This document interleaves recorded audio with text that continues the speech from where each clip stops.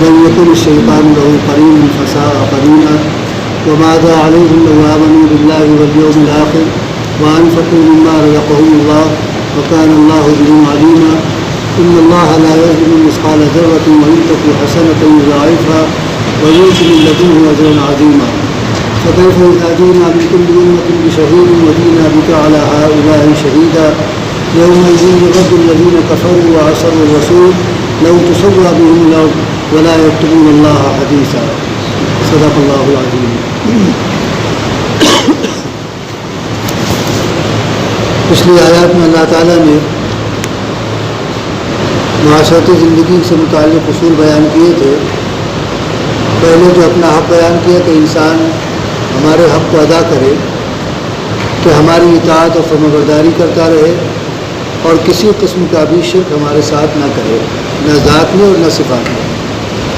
اس کے بعد معاشرتی زندگی سے متعلق جو اصول تھے اور ان میں جو جن افراد کے حقوق وابستہ ہوتے ہیں اس پر، ان سب کا تذکرہ تقریباً بتدریج کیا. سب سے پہلے والدین، اس سب سے زیادہ احسان اللہ اور نبی کے بعد انسان پر اگر کسی کا ہو سکتا ہے تو اس کے والدین کا ہی ہوتا ہے. چنانچہ ان کے متعلق وصیت کی کہ اپنے والدین کے ساتھ ہمارا سلوک اچھا اور بہتر ہونا چاہیے. پھر قرابت داروں کے متعلق، تو قرابت دار چاہے باپ کی طرف سے ہو یا ماں کی طرف سے ہو یا شادی شدہ زندگی والے کی فرد کے لیے، شوہر کے لیے بیوی کے جو قرابت دار ہیں اور بیوی کے لیے شوہر کے جو قرابت دار ہیں، ان سب کے ساتھ اچھا برتاؤ. یتیم اور مسکین جو تقریباً ہر معاشرے کے اندر پائے جاتے ہیں، ہر بستی میں پائے جاتے ہیں، ان کے متعلق. اسی طرح سے پڑوسی جو اپنے بھی ہیں اور غیر بھی ہیں، اور کبھی غیر ایسے بھی جو ان سے کسی قسم کا کوئی تعلق دین اور مذہب کے اعتبار سے نہیں، یعنی غیر مسلم، اور عارضی جو پڑوسی ہوتے ہیں، ان سب کے متعلق اللہ تعالیٰ نے حکم دیا کہ ان کے ساتھ بہتر سلوک ہونا چاہیے. اور اسی طرح سے جو تمہارے ماتحت افراد ہیں ان کے ساتھ بھی. اور اللہ تعالیٰ کسی متکبر کو پسند نہیں کرتا ہے. جو ان لوگوں کی بھی مذمت بیان کی گئی کہ جو خود بھی بخل سے کام لے رہے ہیں اور دوسروں کو بھی بخل کا مشورہ دیتے ہیں. اور اللہ تعالیٰ نے جو اپنا فضل مال کی صورت میں ان کو دیا ہے اس کو وہ چھپاتے پھر رہے ہیں. تو ایسے تمام لوگوں کے لیے اللہ تعالیٰ کا فرمان کہ ہم نے دردناک قسم کا اور رسوا کر دینے والا عذاب تیار کر رکھا ہے. یہ پچھلی آیات میں تھا. ابھی جو آیات پڑھی گئی ان میں بھی کچھ مال سے متعلق اور پھر کچھ انسان سے جس چیز کا مطالبہ کیا جا رہا ہے اس کا ذکر کیا گیا ہے. فرمایا کہ والذین ينفقون اموالهم رئاء الناس، وہ لوگ جو اپنے مال کو خرچ تو کر رہے ہیں، خود بخل سے کام نہیں لے رہے ہیں اور نہ کسی کو بخل کا مشورہ دیتے ہیں، اور مال کو اپنے خرچ کر رہے ہیں، ضرورت کے اعتبار سے جس کو سمجھتے ہیں مناسب اس کو دیتے بھی ہیں، اپنی ضرورتیں بھی پوری کر رہے ہیں، گھر والوں کی بھی ضرورتوں کو پورا کر رہے ہیں، رشتہ دار، قرابت دار اور جو بھی افراد آتے ہیں اپنے مسائل کو لے کر، ان کے لیے وہ بہرحال ان کا ہاتھ کشادہ ہے اور وہ خرچ کرتے ہیں. لیکن رعاء الناس، ان کا جو خرچ کرنا ہے وہ اللہ واسطے نہیں ہے، اللہ تعالیٰ کی رضا کے لیے نہیں ہے، بلکہ دکھاوے کے لیے ہے، تاکہ لوگ ان کو شاہ خرچ کہیں، لوگ ان کو سخی کہیں، لوگ ان کی تعریفیں کریں اور ان کے قصیدے پڑھیں. اس لیے وہ خرچ کر رہے ہیں اپنے مال کو. اگر قصیدے نہ پڑھے جائیں، تعریفیں نہ کی جائیں تو وہ شاید خرچ نہ کریں. تو اپنی تعریف کے خیال سے وہ خرچ کر رہے ہیں. وَلَا يُؤْمِنُونَ بِاللَّهِ وَلَا بِالْيَوْمِ الْآخِرِ، اور حقیقی معنوں میں اللہ تعالیٰ پر ان کا ایمان ہی نہیں. کیونکہ اگر اللہ تعالیٰ پر ایمان ہوتا تو اللہ تعالیٰ کی دی ہوئی چیز یا اللہ تعالیٰ کا دیا ہوا مال اسی کی رضا کے لیے خرچ کرتے، چاہے وہ اپنی ذات پر خرچ کر رہے ہوتے، چاہے اپنے گھر والوں کی ضرورتوں پر خرچ کرتے، بیوی بچوں پر خرچ کرتے، یا اور جو متعلقین ہیں ان پر خرچ کرتے، یا اسی طرح سے باہر کے افراد جو اپنے مسائل لے کر آتے ہیں، یتیم ہیں، بیوہ ہے اور مسکین ہیں اور دیگر افراد ہیں جو اپنی اپنی ضرورتیں لے کر آتے ہیں ایک امید لے کر کہ بھئی یہاں سے کچھ سہارا مل جائے گا، یہاں سے کچھ مدد مل جائے گی. تو ایسے تمام لوگوں پر وہ خرچ کرتے تو اللہ کے لیے خرچ کرتے کہ اس کا دیا ہوا ہے، ہمارا اس میں کوئی وہ نہیں ہے. اللہ تعالیٰ نے اپنے فضل سے ہم کو نوازا ہے تو ٹھیک ہے، اللہ تعالیٰ جس طرح کی گنجائش ہماری ہے، جیسے ہماری استطاعت ہے، اس اعتبار سے ہم خرچ کر رہے ہیں اور اس کا اجر اللہ تعالیٰ سے بھی ہے، ہم کو لینا ہے. تو اگر واقعی اللہ تعالیٰ پر ایمان ہوتا تو اپنے مال کو اس انداز سے وہ خرچ کرتے، لیکن ان کا حقیقی ایمان نہیں ہے، وہ اللہ تعالیٰ کو مانتے تو ہیں، اللہ تعالیٰ کا اقرار تو کرتے ہیں، توحید کے بھی قائل ہیں، اور اللہ تعالیٰ کی یعنی اس پوری کائنات پر حکمرانی کے بھی قائل ہیں، لیکن اس بات پر غالباً ان کا یقین نہیں ہے کہ کل اللہ تعالیٰ کے سامنے کھڑا بھی ہونا ہے اور اپنے مال کا ہم کو حساب بھی دینا ہے۔ جو کچھ اللہ تعالیٰ نے ہم کو دیا ہے ہم اس کو کس انداز سے استعمال کر رہے ہیں، کن مدوں میں خرچ کر رہے ہیں، کیا ہمارے مقاصد ہیں، کیا ہماری نیت ہے، ان تمام چیزوں کا ہمیں حساب بھی دینا ہے، اس کا ان کو یقین نہیں ہے۔ رسول اللہ صلی اللہ علیہ وسلم نے ارشاد فرمایا ہے کہ لا تزول قدم عبد حتى يسأل عن خمس عن عمره فيما افناه وعن شبابه فيما ابلى۔ ہر انسان جب قیامت کے دن اپنی قبر سے اٹھے گا تو بنیادی طور پر 5 سوالوں کے جواب تو وہی پر دیے جائیں گے۔ بس وہ قبر سے نکلا ایک قدم بھی آگے پیچھے نہیں ہو سکے گا، گویا اس کے قدموں کو جما دیا جائے گا اور 5 سوال اس سے وہیں پر اس سے جواب دیا جائے گا اجمالی انداز میں۔ عن عمره فيما افناه، اللہ تعالیٰ نے جو عمر دی دنیا میں مجموعی طور پر 60 سال 70 سال 80 سال جو بھی عمر دی انسان کو، اس عمر کو کس انداز سے گزارا، اللہ تعالیٰ کے بندے بن کر رہے یا اللہ تعالیٰ کے باغی بن کر رہے،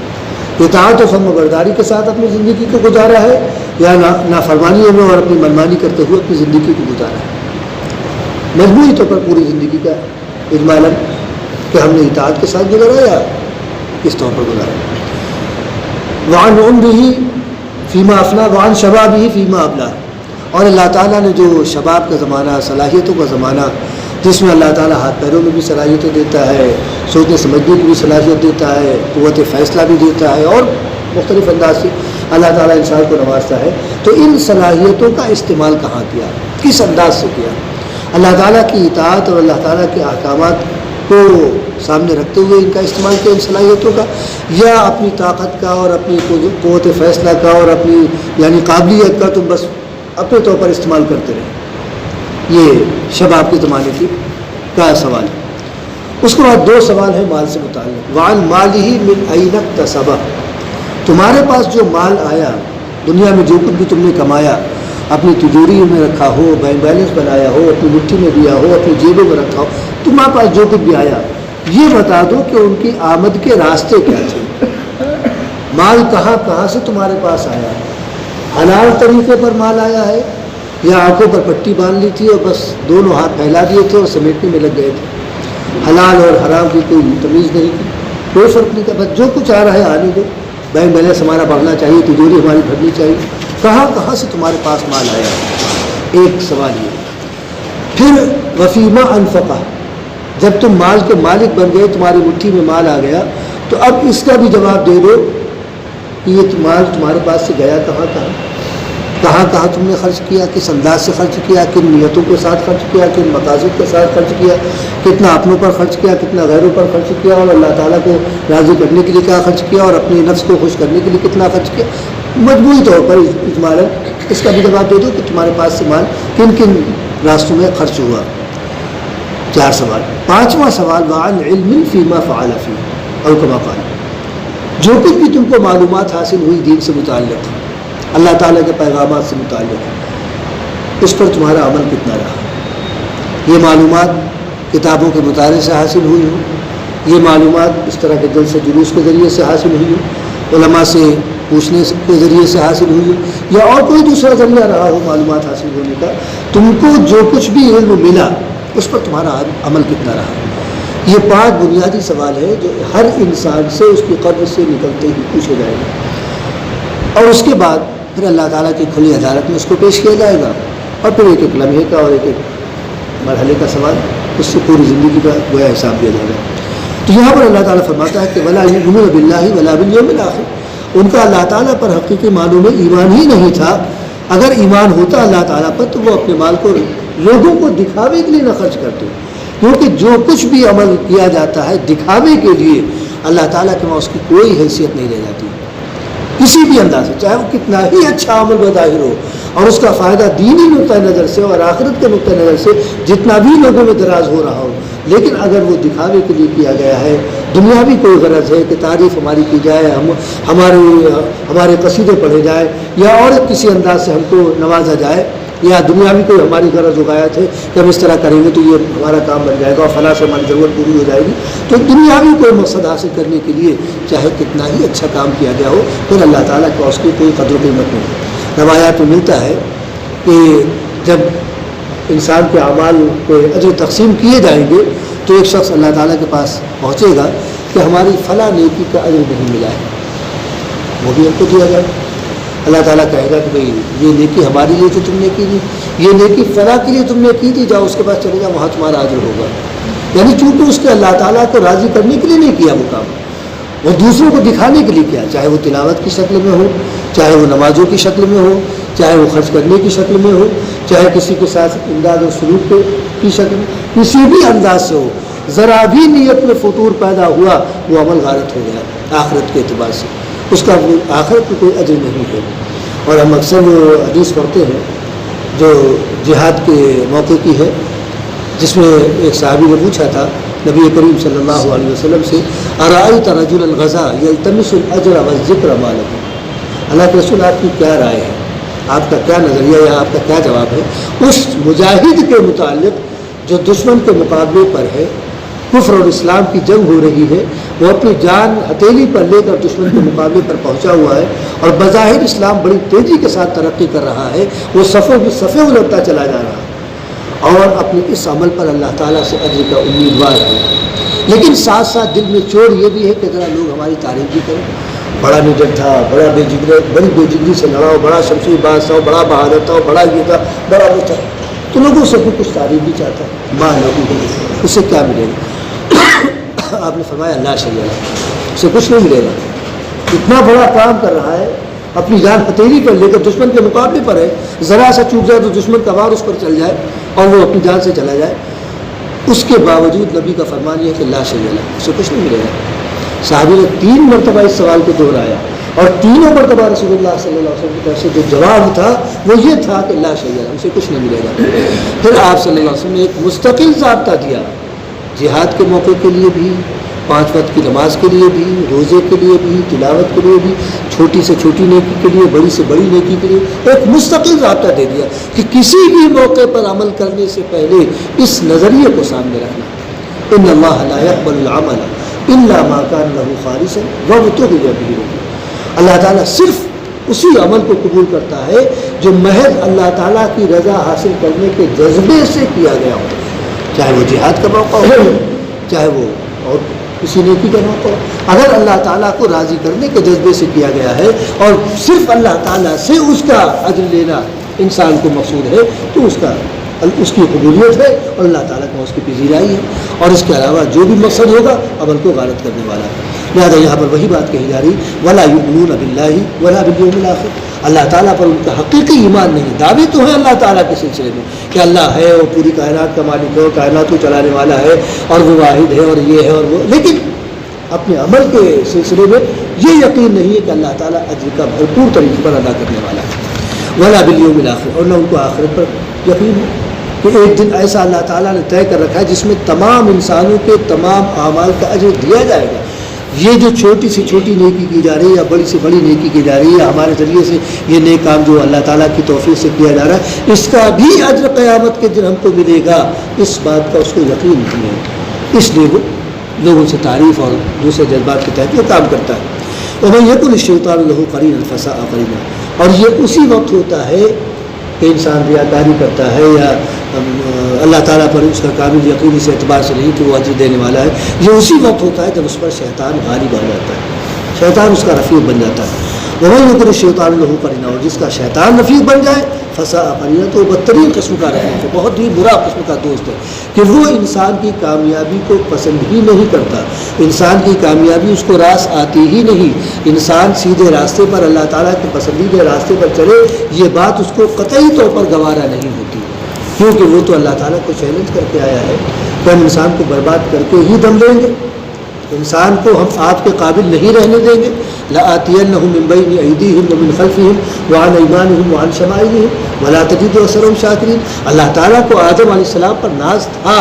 کہ آدم ہماری فرما برداری کریں گے، آدم کی اولاد ہماری فرما برداری کرے گی، اسی کو اس نے سامنے رکھ کر کہا کہ آپ کو جس آدم پر اور آدم کی جس اولاد پر ناز ہے، ہم چیلنج کرتے ہیں کہ یہ آپ کے ناز پر پوری نہیں اترے گی، اس لیے کہ ہم اس کو سامنے سے، پیچھے سے، دائیں سے، بائیں سے، ہر طرف سے اس پر یہ الغار کریں گے اور اس کو برباد کر کے چھوڑیں گے۔ وَلَا تَجِدُ أَكْثَرَهُمْ شَاكِرِينَ، اور آپ کے بے شمار بندے آپ دیکھیں گے کہ قیامت کے دن نافرمان ہی بن کر آئیں گے۔ تو وہ شیطان بیڑا اٹھائے ہوئے ہے اور ہر وقت ہر انسان کے پیچھے لگا ہوا ہے، اور انسان کے خون میں یجری مجرى الدم، خون جو گردش کر رہا ہے اس خون کے ساتھ شیطان لگا ہوا ہے، یعنی جسم کے اندر انسان کے گردش میں ہے کہ کسی طرح سے اس کو برباد کر کے چھوڑیں۔ تو ایسی صورت میں پھنسا قرینہ، یہ بدترین قسم کا رفیق ہے، بدترین قسم کا ساتھی ہے۔ وَمَاذَا عَلَيْهِمْ، آخر ان کو کیا ہو گیا ہے، ان کا کیا بگڑ جاتا، کون سی مصیبت ان پر آ پڑتی، کون سا پہاڑ ان پر ٹوٹ پڑتا یا زمین دھستی اور یہ اس میں سما جاتے۔ لو آمنوا باللہ، اگر یہ واقعی اللہ تعالیٰ پر ایمان لے آتے، جس طرح سے اللہ تعالیٰ پر ایمان لانے کا حق ہے، صرف زبان سے نہیں، زبان کی نوٹ سے نہیں کہ آمنت باللہ، آمنت باللہ دل کی گہرائیوں سے نکلے اور پھر اس کے اثرات انسان کے اعمال پر مرتب نظر ہوتے نظر آئے، انسان اسی کے زیر اثر اپنے ہر کام کو انجام دے کہ بس اللہ کے لیے عمل کو کرنا ہے، ہمیں کسی چیز سے کوئی مطلب نہیں، ہمارا نقصان بھی ہوتا ہے تو اللہ تعالیٰ کے لیے ہم اس کو گوارا کریں گے۔ اس انداز سے اللہ تعالیٰ پر ایمان اگر لے آئے انسان تو یہ ایمان لانے کا حق ہے گویا اس انداز سے۔ والیوم الآخر، اور اسی طرح سے آخرت پر ایمان، اس بات پر یقین کامل کہ ہم چاہے چھوٹی سے چھوٹی نیکی کریں یا بڑی سے بڑی نیکی کریں، اللہ تعالیٰ کے علم سے پوشیدہ نہیں ہے، نامہ اعمال سے غائب نہیں ہے، اور نامہ اعمال میں لکھی ملے گی، اللہ تعالیٰ اس کا اجر دے گا اپنے علم کے اعتبار سے بھی اور دستاویز ہونے کے اعتبار سے بھی، کیونکہ اس نے کہہ دیا ہے صاف صاف من یعمل مثقال ذرۃ خیرا یرہ ومن یعمل مثقال ذرۃ شرا یرہ۔ انسان نے اگر رائی کے دانے کے برابر بھی کوئی نیکی کی ہے تو وہ نیکی بھی اس کے سامنے لائی جائے گی۔ زندگی بھر اس نے برائیاں کی، لیکن کہیں کسی موقع پر بھولے بھٹکے کوئی چھوٹی سی نیکی کر لی تھی تو نامہ اعمال میں وہ گویا اتنا حصہ اجلا نظر آئے گا، باقی تو سیاہ ہے، شروع سے آخر تک سیاہ، لیکن وہ معمولی سی نیکی اپنی جگہ چمک رہتی ہے نامہ اعمال میں، اس انداز سے وہ نظر آئے گی۔ وَمَن يَعْمَلْ مِثْقَالَ ذَرَّةٍ شَرًّا يَرَهُ، اور پورا نامہ اعمال نیکیوں سے بھرا پڑا ہے شروع سے آخر تک، لیکن کہیں کسی موقع پر چوک ہو گئی تھی، غلطی بھی ایک موجود ہے چھوٹی سی، تو اس جگہ پر کالا دھبا سیاہ نقطہ رکھا ہے۔ تو اس انداز سے اللہ تعالیٰ کا معاملہ ہے کہ نامہ اعمال غیر شعوری طور پر ہمیں نہیں معلوم کہ یہاں پہ جو فرشتے بیٹھے کیا کر رہے ہیں، لیکن وہ اپنا کام کر رہے ہیں پوری دیانتداری کے ساتھ۔ وہ کسی کا رفیق اس اعتبار سے نہیں کہ نیکیوں کو بڑھا چڑھا کر لکھ دے یا برائیوں کو نظر انداز کر دے، نہ ان کی کسی سے دشمنی ہے کہ انسان نیکی کر رہا اس کو غائب کر دیا اور برائی جو نہیں کی وہ بھی نامہ اعمال میں شامل کر دیا۔ وہ اللہ تعالیٰ کے حکم کے تابع ہیں، لا یعصون اللہ ما امرهم ویفعلون ما یؤمرون، اللہ تعالیٰ نے ان کو دیانتدارانہ طریقے پر بھیجا ہے کہ تم اپنا کام انجام دو، اسی دیانتداری کے ساتھ کام کریں، جو ہم کر رہے ہیں، جو ہم کہہ رہے ہیں وہی ہمارے نامہ اعمال میں لکھا جا رہا ہے، نہ اس سے کم نہ اس سے زیادہ، برائی کی شکل میں ہو یا بھلائی کی شکل میں ہو، اس طور پر نامہ اعمال تیار ہو رہا ہے۔ تو اس نامہ اعمال کو قیامت کے دن سامنے لایا جائے گا، اقرأ کتابک کفیٰ بنفسک اليوم علیک حسیبا، یہ تمہاری دستاویز ہے، پڑھو اس کو۔ اور آج ہم تم سے یہ نہیں پوچھیں گے تم نے کیا نیکی کی ہے اور کیا برائی کی ہے، تم نے کس کس موقع پر اطاعت کی ہے ہماری اور کس کس موقع پر نافرمانی کی، یہ دستاویز، یہ تمہارا نامہ اعمال خود تمہارا حساب لینے کے لیے کافی ہے۔ تو اس کو اس بات کے یقین کے ساتھ کہ اللہ تعالیٰ کے سامنے دستاویز ہے ہماری پہنچے گی اور اس میں جو بھی ہماری نیکیاں ہوں گی چھوٹی بڑی ان کا ہم کو اجر ملے گا، اس اعتبار سے وہ قیامت کے دن پر اگر ایمان لے آتا تو کیا اس کا بگڑ جاتا، کون سا پہاڑ ٹوٹ پڑتا، کون سی مشکل آ جاتی اس کے لیے، یا کون سی مصیبت اس کے سر پر ٹوٹ پڑتی۔ وَأَنفَقُوا مِمَّا رَزَقَهُمُ اللَّهُ، اور پھر اس کے نتیجے میں یعنی اللہ تعالیٰ پر واقعی ایمان اور آخرت پر واقعی ایمان، اس کے نتیجے میں اللہ تعالیٰ نے ان کو جو نوازا تھا مال کے ذریعے سے، اس مال میں سے وہ خرچ کرتے، یتیموں کی خبر گیری کرتے، بیواؤں کی دستگیری کرتے، بیماروں اور دوسرے ضرورت مندوں کی مدد کرتے، اسی طرح سے اپنی ذات پر ایماندارانہ طریقے پر خرچ کرتے، بیوی بچوں پر ایماندارانہ طریقے پر خرچ کرتے، جو بھی اس طرح کے مسائل تھے وہ ایمانداری کے ساتھ حل کرتے۔ مما رزقهم اللہ، اللہ تعالیٰ نے جو کچھ ان کو دیا تھا اس میں سے وہ خرچ کرتے، تو یہ کتنا ہی اچھا ہوتا اور اس کا ان کو کیا کیا صلہ ملتا ہے، کس انداز سے صلہ ملتا ہے. دنیا کی زندگی میں تو اس کا اندازہ نہیں ہوتا، لیکن جب آخرت میں پہنچتے اور اللہ تعالیٰ کی طرف سے صلہ دیا جاتا تب ان کی آنکھیں کھلتی ہیں اور سمجھ میں آتا کہ واقعی ہمارا جو کچھ بھی اس کے خلاف خرچ ہوا ہے وہ ہمارے لیے نقصان کا باعث ہوا، اور ان کا جو بھی خرچ کرنا ہے وَكَانَ اللَّهُ بِهِمْ عَلِيمًا، اللہ تعالیٰ کے علم میں ہے. نہ وہاں کوئی ریکارڈ رکھنے کی اپنے پاس ضرورت ہے، نہ کسی کو سمجھانے اور بتانے کی ضرورت ہے. اللہ تعالیٰ خود دیکھ رہا ہے اور اپنے علم کے اعتبار سے بھی وہ واقف ہے کہ انسان کیا کر رہا ہے اور کس نیت سے اور کس جذبے سے کر رہا ہے. ان اللہ لا یظلم مثقال ذرہ، بلا شبہ اللہ تعالیٰ رائی کے دانے کے برابر، ذرے کے برابر بھی کسی پر ظلم کرنے والا نہیں ہے. وہ جو نیکی کر رہا ہے اس نیکی کا بھرپور صلہ دیا جائے گا، کیونکہ یہ بات اس نے اپنے اوپر لازم کر رکھی ہے کہ وہ کسی بھی نیکی کرنے والے کے نیکی کو ضائع نہیں کرے گا. لا اضیع عمل عامل منکم من ذکر او انثی، میں نے یہ طے کر لیا ہے کہ میں کسی بھی کام کرنے والے، کسی بھی نیکی کرنے والے کی نیکی کو ضائع نہیں کروں گا، چاہے وہ مردوں میں سے کسی نے کیا ہو چاہے عورتوں میں سے کسی نے کیا ہو. ہر نیکی کا اجر بھرپور طریقے پر دیا جائے گا. ایک دوسری جگہ ان اللہ لا یضیع اجر المحسنین، اللہ تعالیٰ حسن عمل کرنے والے، اچھے کام کرنے والوں کے اجر کو ضائع نہیں کرے گا. یہ بات طے ہے. یہاں تک کہ غیر مسلم بھی نیکی کرتے ہیں تو ان کی نیکی بھی ضائع نہیں ہوتی. ہماری آپ کی نیکی کا معاملہ یہ ہے کہ اللہ تعالیٰ ذخیرہ کرتا ہے، آخرت کے لیے جمع کرتا ہے، اس کا صلہ آخرت ہی میں دیا جائے گا. ہاں البتہ ان نیکیوں کی برکت سے ہم کھاتے بھی ہیں، پیتے بھی ہیں، پہنتے بھی ہیں اور دوسرے اپنے مسائل ہیں حل ہوتے. یہ صرف نیکیوں کی برکت ہے. آپ اندازہ لگائیے کہ جب نیکیوں کی برکت کا یہ حال ہے کہ ہمارے سارے مسائل حل ہو رہے ہیں، کھانے پینے سے لے کر اور دیگر تمام ضروریات تک، تو اس کا اجر کس انداز سے ملے گا اندازہ نہیں لگایا جا سکتا. اور جو غیر مسلم نیکی کرتے ہیں وہ چاہے دھرم شالہ کی شکل میں ہو، چاہے وہ لنگر کی شکل میں ہو، جیسے وہ منگل بدھ بانٹتے ہیں چڑھا کر، یا اور کسی بھی انداز سے، ان کے وہاں بھی بہرحال نیکی کے کام ہوتے ہیں. بیواؤں کے ساتھ وہ کرتے ہیں، یتیموں کے ساتھ کرتے ہیں، جو بچے جن کا کوئی پرسان حال نہیں ہوتا ان کی پرورش کا انتظام کرتے ہیں. بہرحال لیکن وہ بھی کرتے ہیں، وہ اس کو اسی انداز سے کرتے ہیں جیسے کرنا چاہیے، اور خرچ کرتے ہیں اپنے مال کو، اور اپنے اعتبار سے وہ بہرحال اس کو یہ سمجھتے ہیں کہ ہمارا جمع ہو رہا ہے، تو ان کا جمع تو نہیں ہوتا. ان کا جو کچھ بھی حساب بنتا ہے اللہ تعالیٰ دنیا میں بے باک کر دیتا ہے. اس نیکی کے نتیجے میں اللہ تعالیٰ ان کو دنیا کی آرائشیں دیتا ہے، دنیا کے عیش و آرام دیتا ہے، دنیا میں اور پیسہ دیتا ہے، اور جو بھی مطلب جس انداز سے اللہ تعالیٰ چاہتا ہے دنیا میں ان کا حساب کر دیتا ہے. آخرت ان کا کوئی حساب نہیں. یہ صرف اللہ تعالیٰ نے مسلمانوں کے لیے محسوس کر رکھا ہے کہ ان کی تمام نیکیوں کا اجر تو آخرت میں ہی دیا جائے گا، دنیا میں کسی نیکی کا اجر نہیں دیا جائے گا. تو اللہ تعالیٰ فرماتا ہے ان اللہ لا یظلم مثقال ذرہ، رائی کے دانے کے برابر بھی، ایک ذرے کے برابر بھی کسی کے ساتھ اللہ تعالیٰ کی طرف سے ظلم نہیں ہوگا. انسان نے جو نیکی کی ہے اس کا جو معیار اللہ تعالیٰ کے اجر کے اعتبار سے مقرر ہے اسی معیار سے اجر دیا جائے گا. اس سے معمولی سا بھی کم نہیں کیا جائے گا. بڑھ تو سکتا ہے، کم نہیں ہو سکتا، کیونکہ کم ہونے میں ظلم ہے، بڑھنے میں تو نوازا جانا ہے. بڑھنے میں تو گویا اللہ تعالیٰ کی طرف سے نوازش اور انعامات وغیرہ کی شرط ہوتی ہے، لہذا ظلم نہیں کیا جائے گا. یہ اسی طرح سے جس نیکی کا جو معیار تھا اس سے کم دیا گیا تو یہ ظلم کی شکل ہے. نیکی یہ برائی کو، کوئی انسان نے برائی نہیں کی، گناہ نہیں کیا اور اس کے نام اعمال میں لکھ لیا گیا اور اس کی پکڑ کی جا رہی، اس کی گرفت کی جا رہی، یہ ظلم ہے. تو ان دونوں میں سے کوئی شکل اللہ تعالیٰ کو نہیں پیش آئی کہ انسان پر کسی قسم کا ظلم ہو سکے، زیادتی ہو سکے. وَإِن تَكُ حَسَنَةً يُضَاعِفْهَا، ہاں البتہ اس کی کوئی بھی نیکی ہے تو اس کا بھرپور صلہ دیا جائے گا. اللہ تعالیٰ اس کو بڑھا چڑھا کر اس کا صلہ دے گا. یہ نہیں کہ نیکی کا مطلب بس اسی اعتبار سے دے.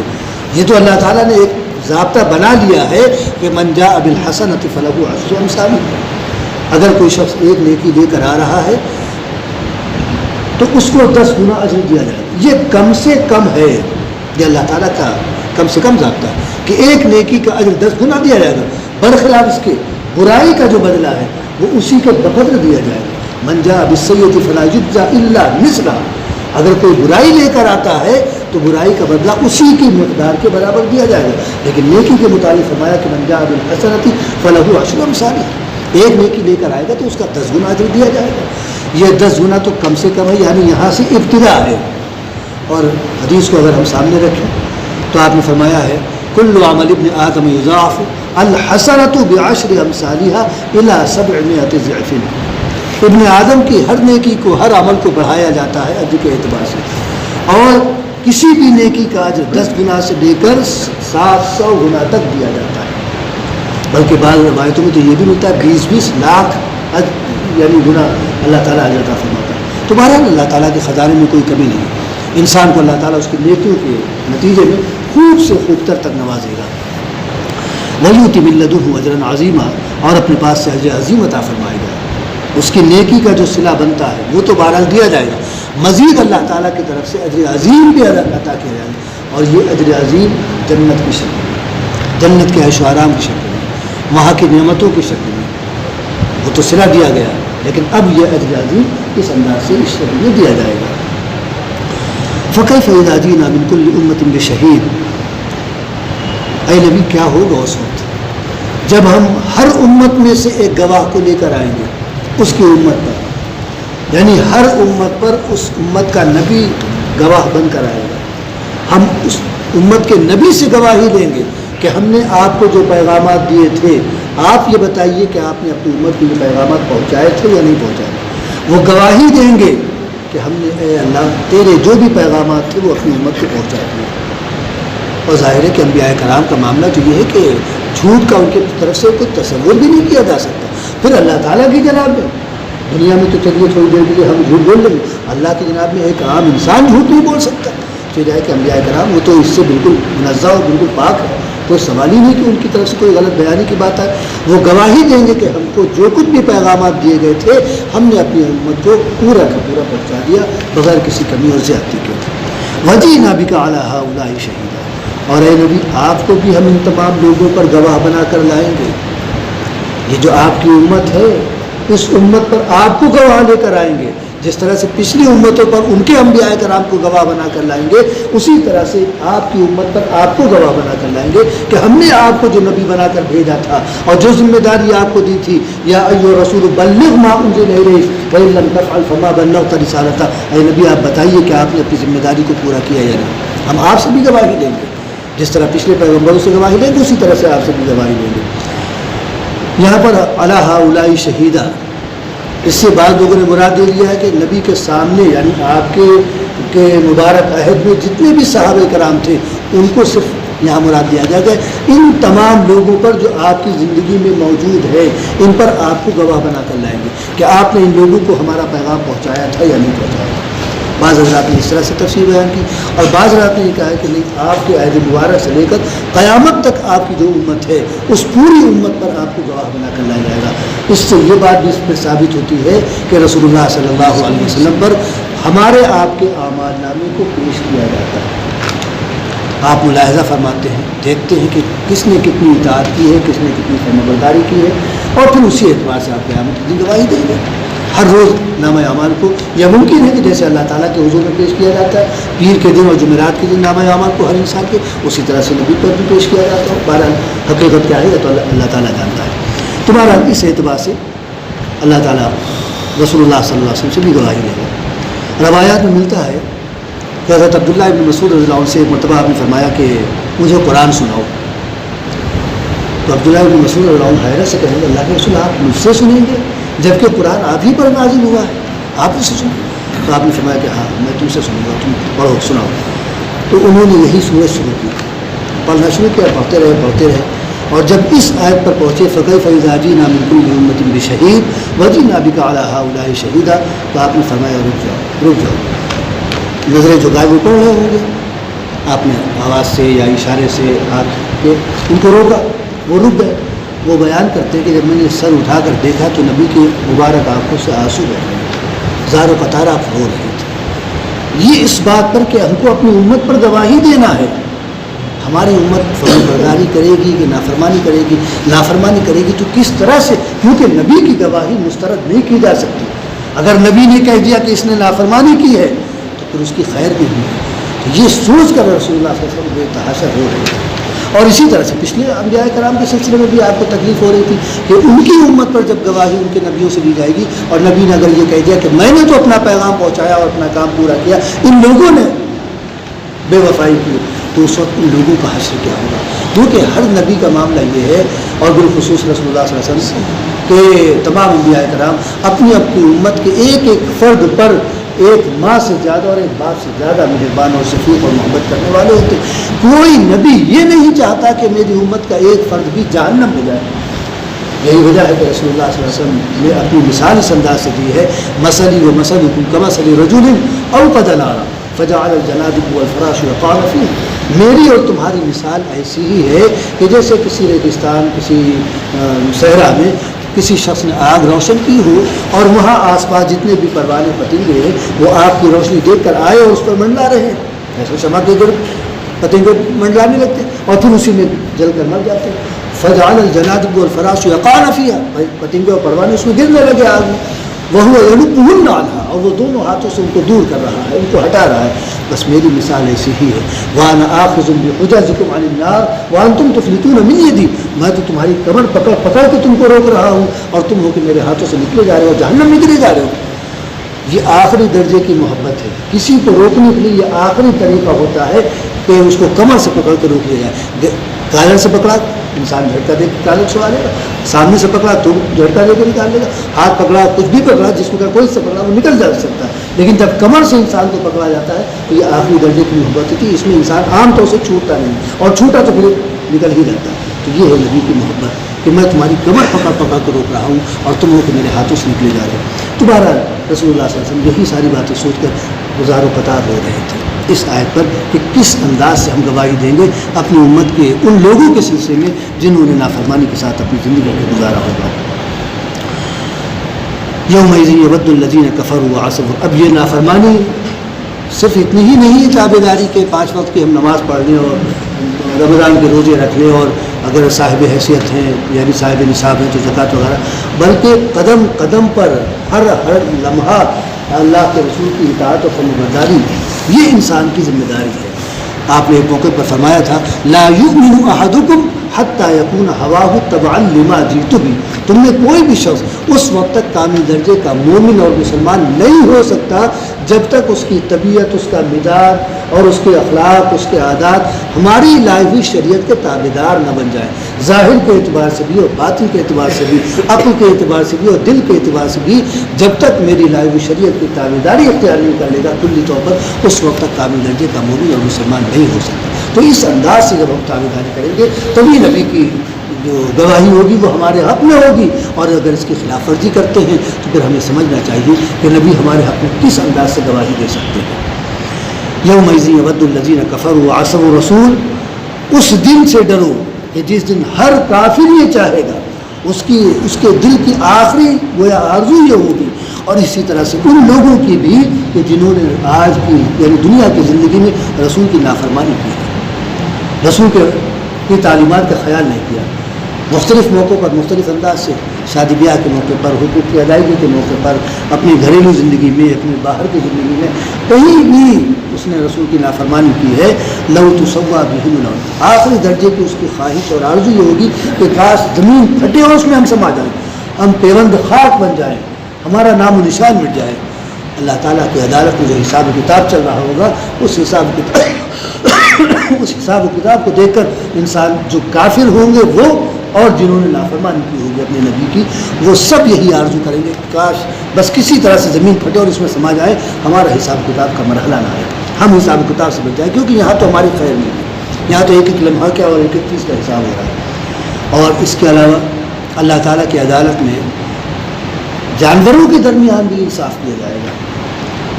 یہاں تک کہ نبی نے فرمایا کہ لَتُؤَدُّنَّ الْحُقُوقَ إِلَىٰ أَهْلِهَا يَوْمَ الْقِيَامَةِ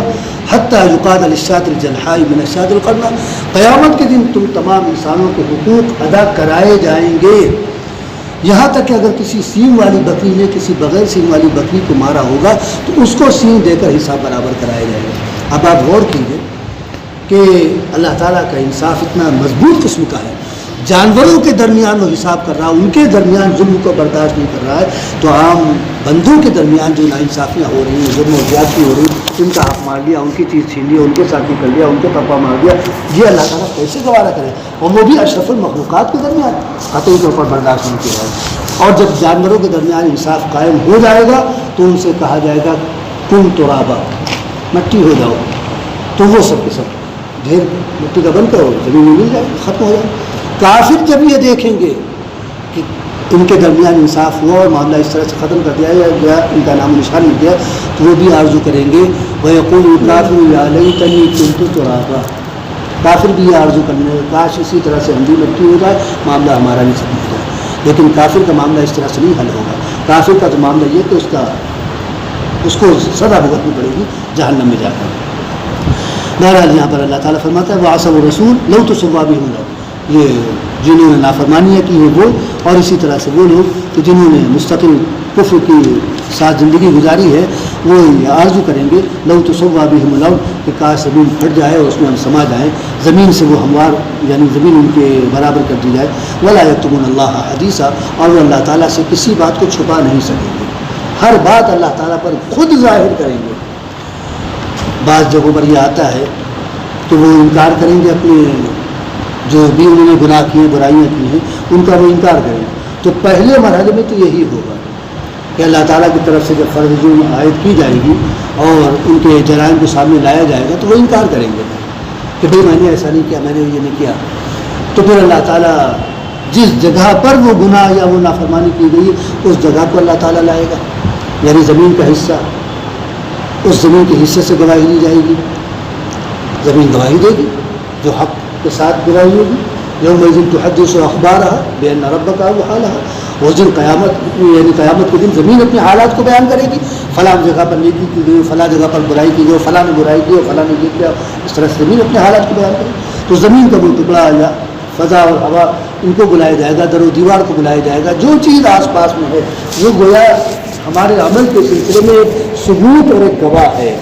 ان کو قیامت کے دن حاضر کیا جائے گا، ان سے گواہی لی جائے گی۔ انسان اس کا بھی انکار کرے گا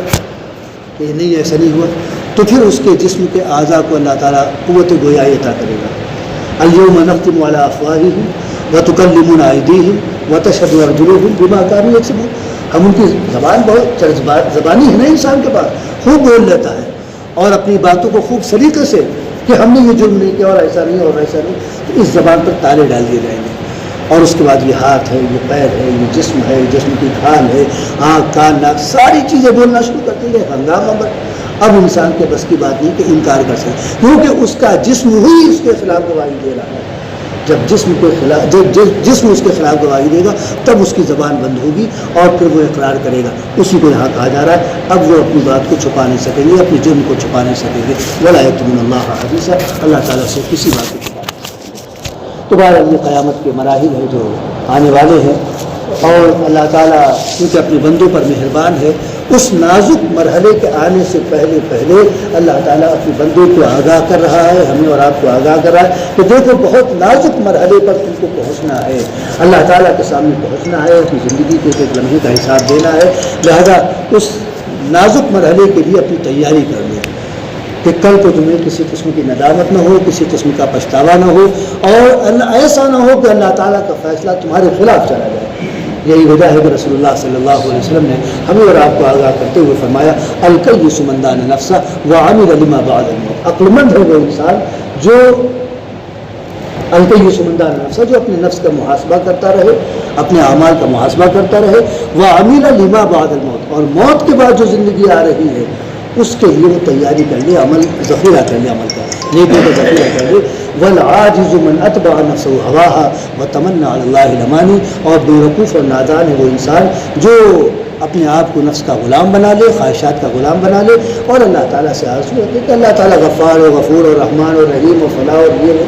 تو وہاں آرزوؤں سے کام نہیں چلے گا، وہاں نیکیوں سے اور اللہ تعالیٰ کی اطاعت اور فرمانبرداری سے کام چلے گا۔ ہمارے لیے بھی یہی حکم ہے اور تمام لوگوں کے لیے یہی حکم ہے کہ اگر اللہ تعالیٰ کی اطاعت اور فرمانبرداری کے ساتھ زندگی گزاری ہے تو انشاءاللہ وہاں کامیابی قدم چنے گی، اور اگر نافرمانی کے ساتھ زندگی گزاری ہے تو بہرحال اللہ تعالیٰ کا انصاف اپنا کام کرے گا۔ لہٰذا ان تمام آیات کی روشنی میں اس بات کی ضرورت ہے کہ جو ہماری ذمہ داری ہے اطاعت اور فرمانبرداری، ہم اس کو سمجھیں، اس کے مطابق عمل کریں اور اپنی زندگی کو اطاعت اور فرمانبرداری کے سانچے میں ڈھال لیں، تاکہ کل جب اللہ تعالیٰ کا سامنا ہو تو کسی قسم کا کوئی پچھتاوا